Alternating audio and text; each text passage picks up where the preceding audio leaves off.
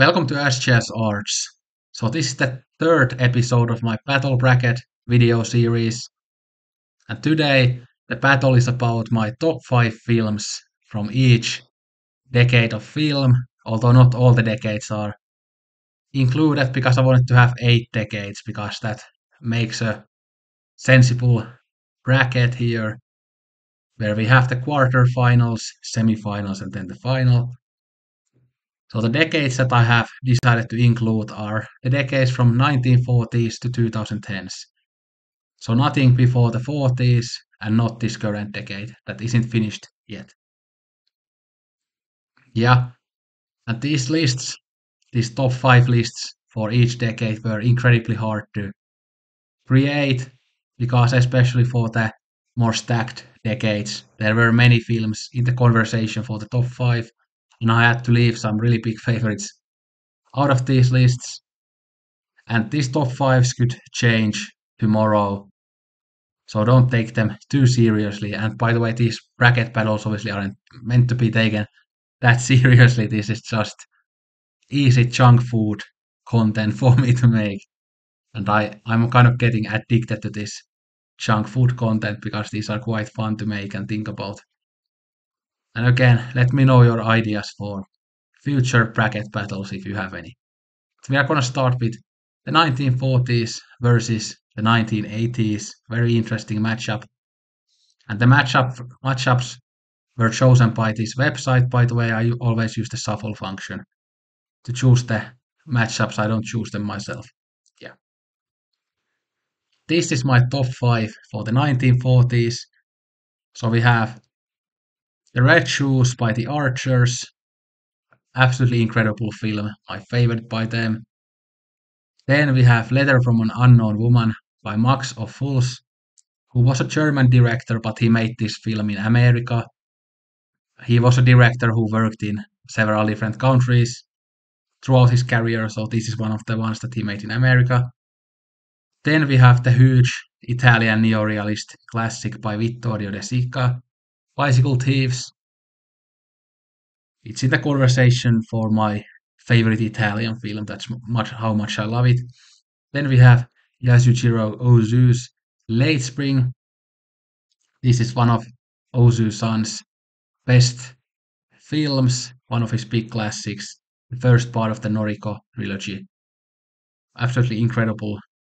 I saw this one on the cinema too, so great experience. Then we have Hitchcock's Rope, one of my favorite Hitchcocks, maybe my third favorite after Vertigo and Rear Window. Although I might prefer this over Rear Window, hard to say, but Vertigo is definitely my favorite one. But what a list! 5 great directors, different countries as well. We have Britain, America, Italy, Japan. Yeah. And we have the German representation as this is a German director, but the film was made in America, so I guess it's an American film. Yeah. But this is a wonderful top 5 and will be definitely hard to beat, although it's against the 80s, which was a pretty great decade as well, so we'll see who wins. But I'll show you the 80s top 5 now. This is the same top 5 that I had in the top 25 of the 80s video that I did for the Team Talks Talkies community challenge. Yeah. So we have Stanley Kubrick's The Shining. We have Lynch's Blue Velvet. Not gonna do quotes this time. I do them way too often. So we have Zulawski's Possession. We have Fassbinder's Berlin Alexanderplatz, which is a mini series, but they include this one in the Sight and Sound lists too, so I'll consider it to be a film. Then we have The Cook, The Thief, His Wife, and Her Lover, Peter Greenaway's most famous film. So these are actually pretty dark films. Like all of these films have like pieces of shit as the characters. So here we have Jack Torrance, here we have Frank Booth and his crew. Well, this film has some pretty weird and fucked up characters as well. Here we have Franz Bieberkopf and Reinhold and all kinds of gangsters and Nazis and stuff. So yeah, And here we have the Albert Spica character, who's just an awful man. Yeah. So I guess this is pretty interesting how all of these are kind of similar films in some ways. Yeah. They show the dark side of humanity. Yeah. But I absolutely love these. These are actually really hard to beat. These are in my top 10 of all time. Possession is in my top 20, top 25 of all time. These are somewhere in the top 50 probably. So yeah, and these are also very rewatchable stuff. So especially these three. So yeah, but these are so amazing too. And if this was about the greatest films, I would go with this list. But as it is about favorites, I will go with the 80s. These five describe my taste very well actually, because I love this type of film so much. Yeah. But I want to give a shout out to these five too. So if you haven't seen these films, go watch them. I mean, these are pretty big classics, so you probably have watched them, or at least most of them. I mean, this might be the one that many people might not have seen. It's a very famous and highly acclaimed film, but it's definitely not as famous as the other ones. Yeah, but this to me it just hits the feels. It really hits the feels, especially the last 15 minutes. Yeah, what a beautiful movie. Absolutely beautiful movie. Yeah, I rewatched it last year and really hold up well as well. So, yeah. But as the 80s is gonna win, I'm gonna close the 1940s tab. Goodbye, 1940s. And then we'll go here. Oh, I didn't start the tournament yet. Well, now it's started and 1980s. Yeah. I think 1980s has a good shot of winning the whole tournament, but we'll see.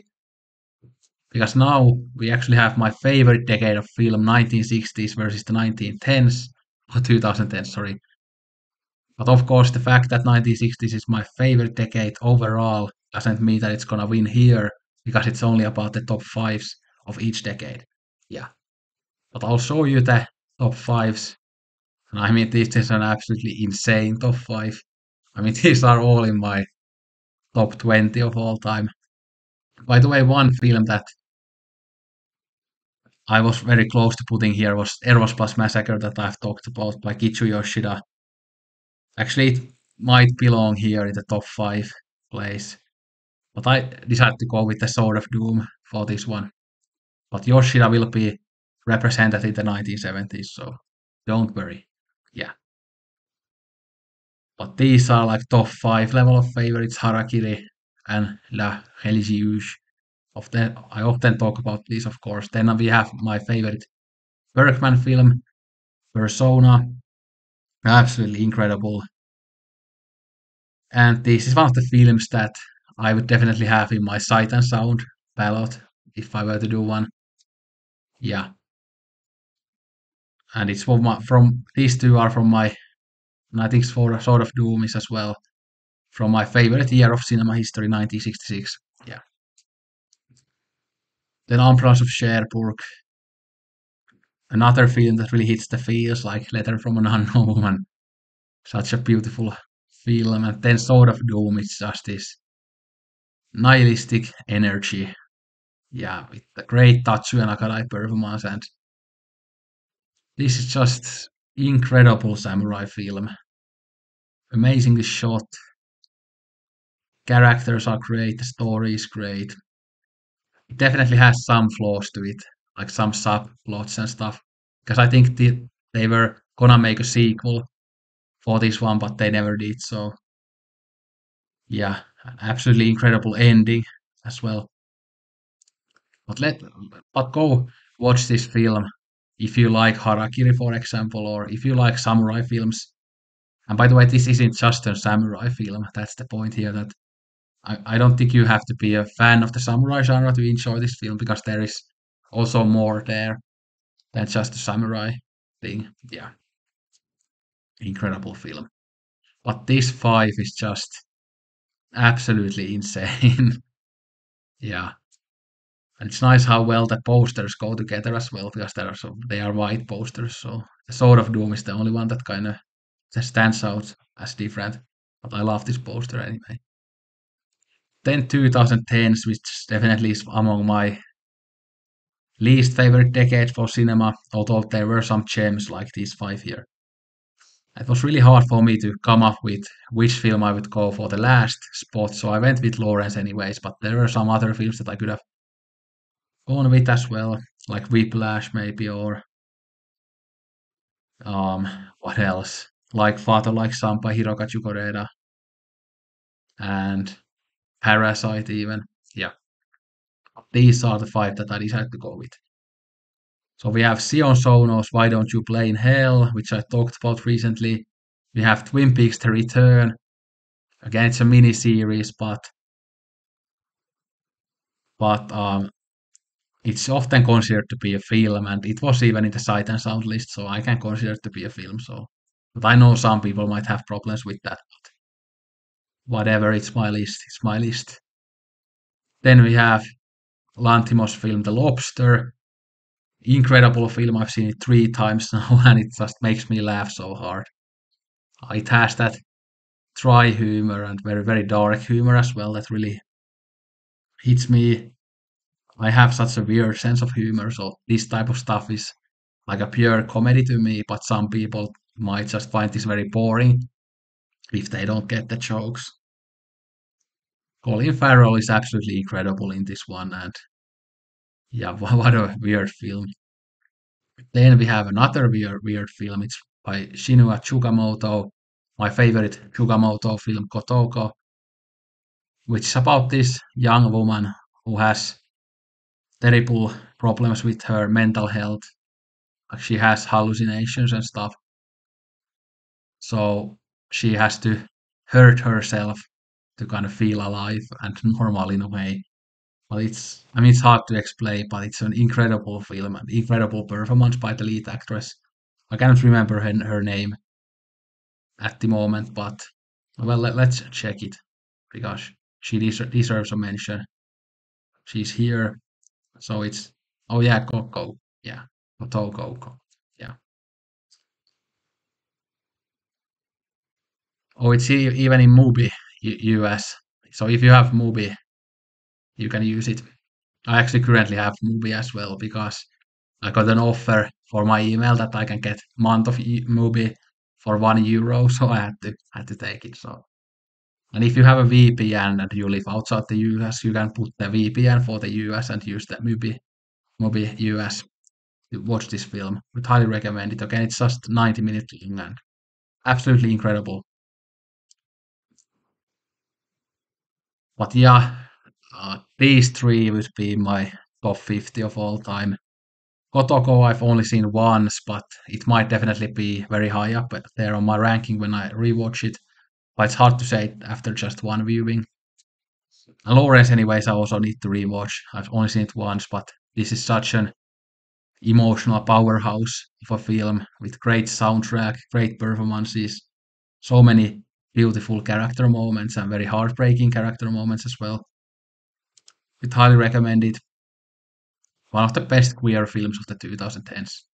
And there were quite a few really good ones like Weekend and Moonlight, for example.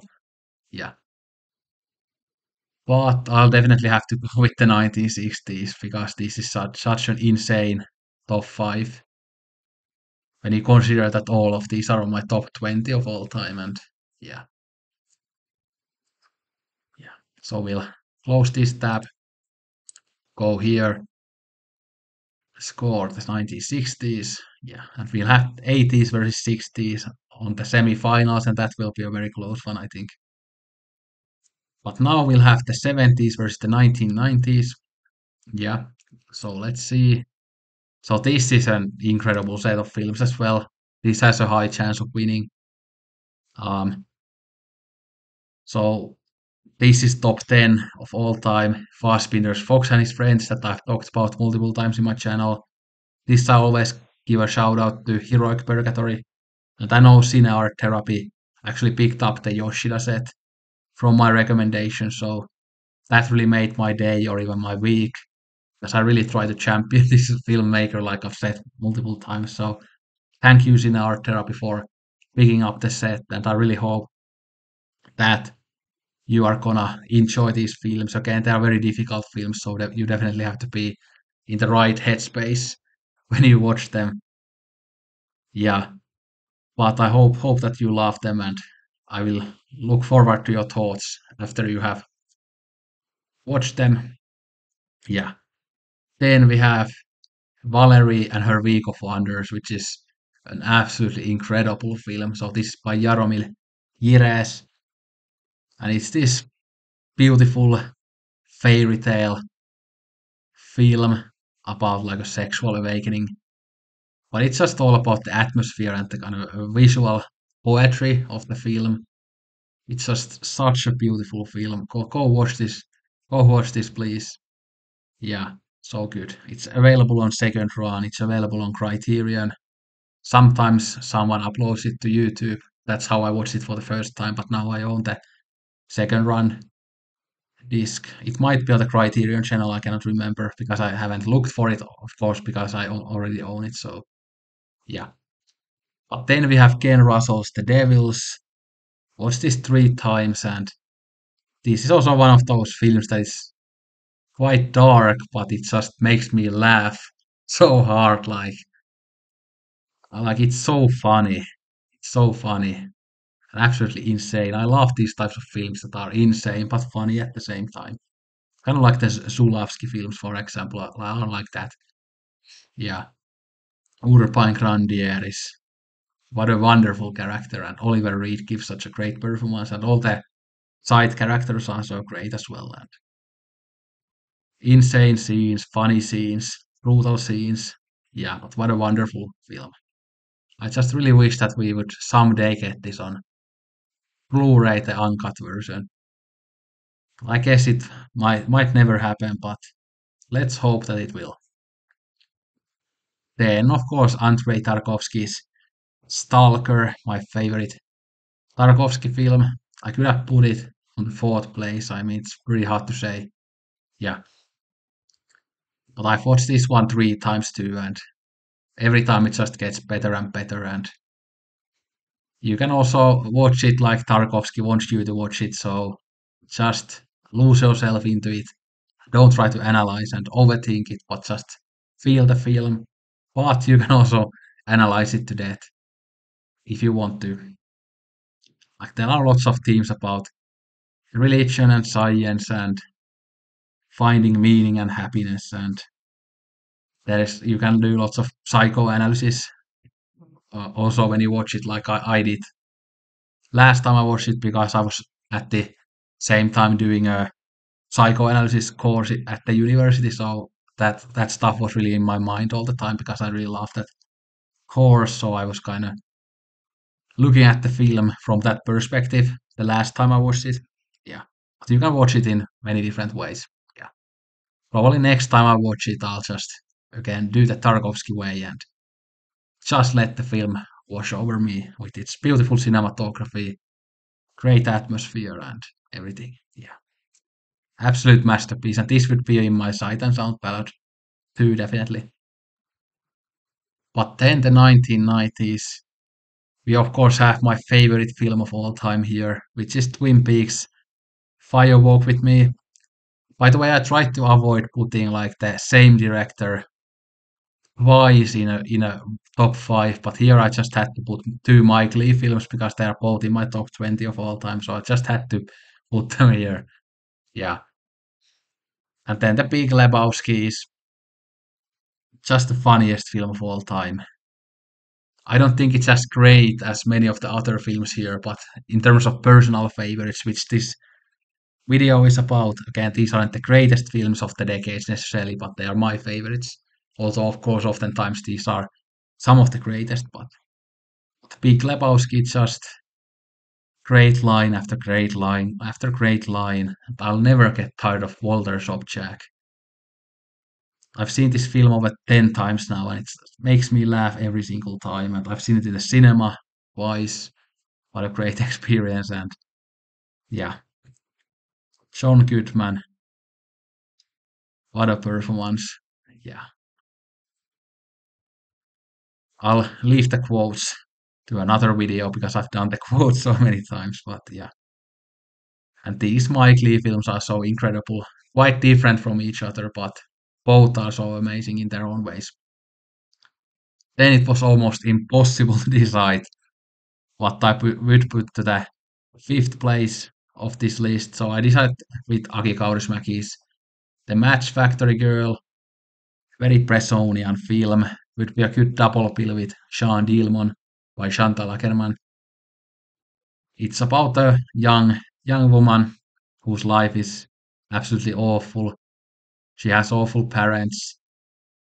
She doesn't have any luck with men, and that really destroys her character throughout the film. I don't want to spoil it too much, but please go watch this. I truly believe that this is one of the best European films of the last few decades. It's absolutely incredible.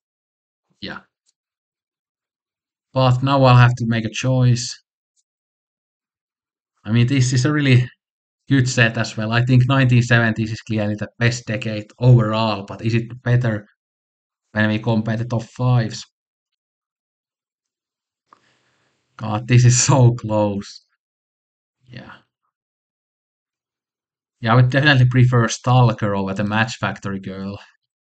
I would prefer Fire Walk with Me over Fox and His Friends. With the second place, The Big Lebowski over Heroic Purgatory. Okay, they are almost like back to back on my top 50 ranking.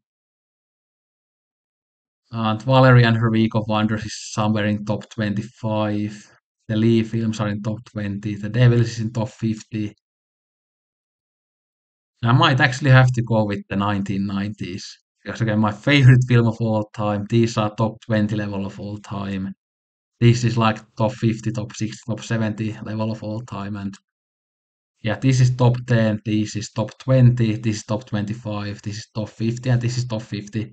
I mean, this might be in top 30 even, but yeah, it's almost even. But yeah, I'll actually have to go with the 1990s. I'm a bit surprised here, but I'll just have to do it. 70s is again better decade overall, but here 1990s wins just by a very small margin. This is why this is very interesting because these are so close and we get these surprising results sometimes. Yeah. 1950s versus the 2000s. Very interesting. So this is the last of the quarterfinals. Well, this is an absolutely incredible set of films.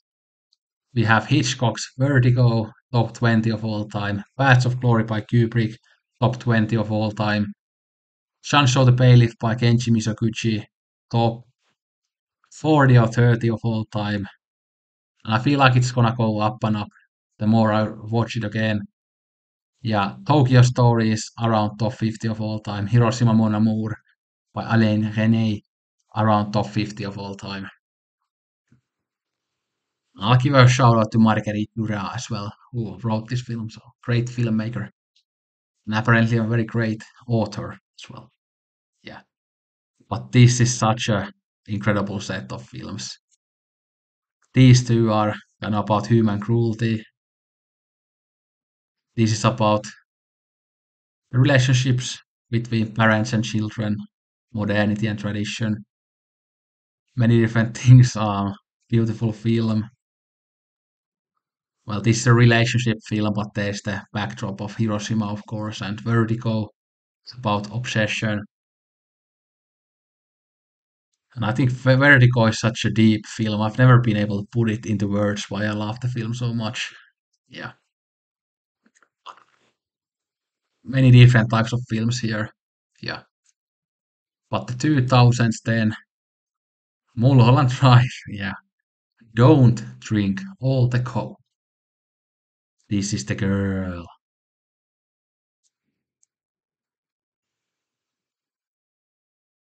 Silencio. No Highlander. Three Iron I just talked about in another video. Werkmeister Harmony is my favorite Bellatar film.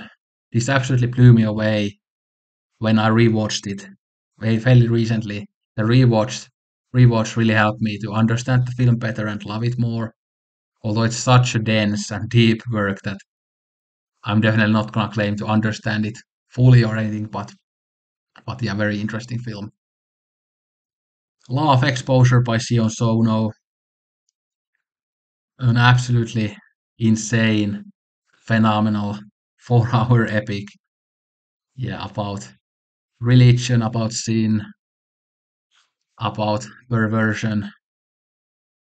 Yeah, it's just kind of has everything in one film.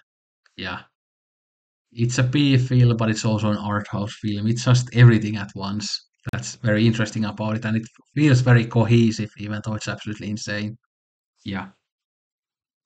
Then we have another Japanese film. It's Hirokazu Koreeda's Nobody Knows. It was really hard to choose the fifth pick, but this is a Koreeda masterpiece that I really relate to in many ways, and it really connects with me emotionally. Absolutely love this one. Beautifully shot too. Yeah. So this is a very great top five as well. Yeah.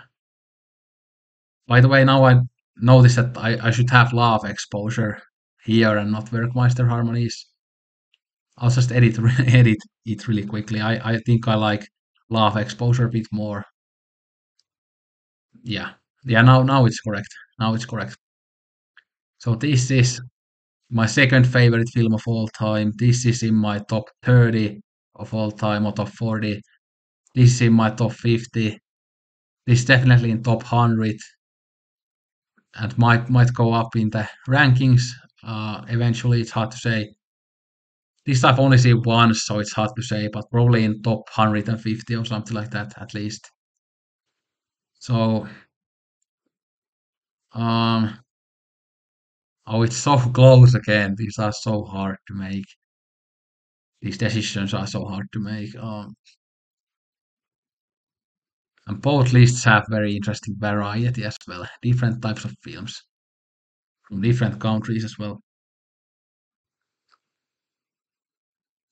Um,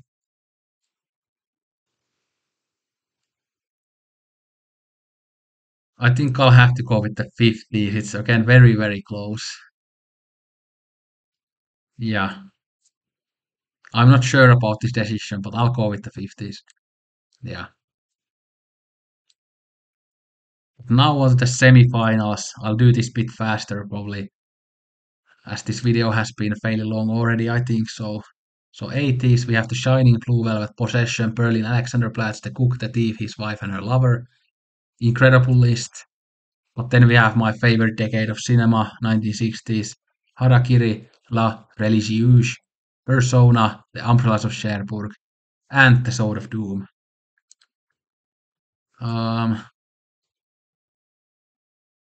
yeah, I'll go with the 60s. This is just, again, all of these are my top 20, so it's kind of hard to argue against it. Yeah. But this is, again, very close because these are amazing films too. So, yeah.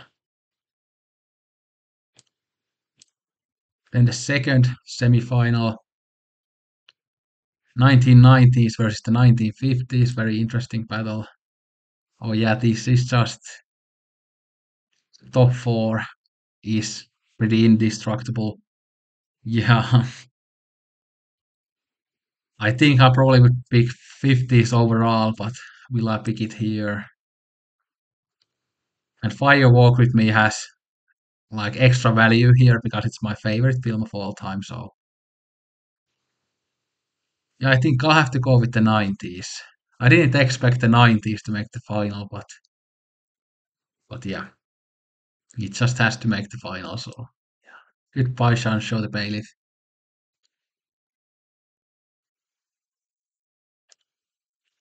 So 60s versus 1990s. Um,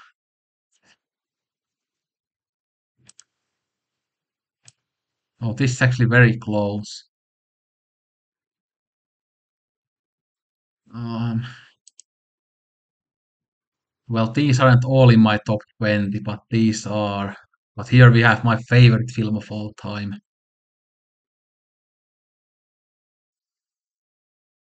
And I think these three I would rank. over these three, but of course these would be ranked over these three. The, these are pretty equal to Amphras of Cherbourg, but Sword of Doom I like more than the Match Factory Girl. This is again just so close. This is actually way harder than the album challenge somehow. Um, well, I'll go with the 60s because it's my favorite decade anyway. But I think it's this lineup is overall just a slightly stronger than this. Although it's hard to go against Firewalk with me. Yeah, I'm sorry, Laura Palmer, Homecoming Queen. Yeah, I love you to death, but I'll have to go against you this time. And I mean Anna Karina. I love her as much as Cheryl Lee. So yeah, and Lee Woolman here. So and Catherine Deneuve, one of my favorite actresses, basically, and the great Tatsuya Nakadai. Yeah,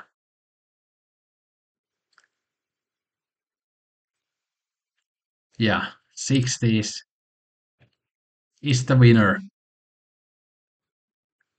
But let me know which top five out of my top fives would you go with, and also what is your favorite decade for cinema? I think it's a fun topic to think about, even though in the end all the decades have great films. So so it's kind of a stupid topic in that way, but it's fun to think about, I think. So let me know your favorite decade. Let me know your favorite top five out of my top fives, and let me know your top fives if you have the energy to think about them. And let me know what type of bracket battles I should do in the future, whether they are about films or music or about something else. Thanks for watching. Don't drink all the coke and sayonara. Arigato gozaimasu.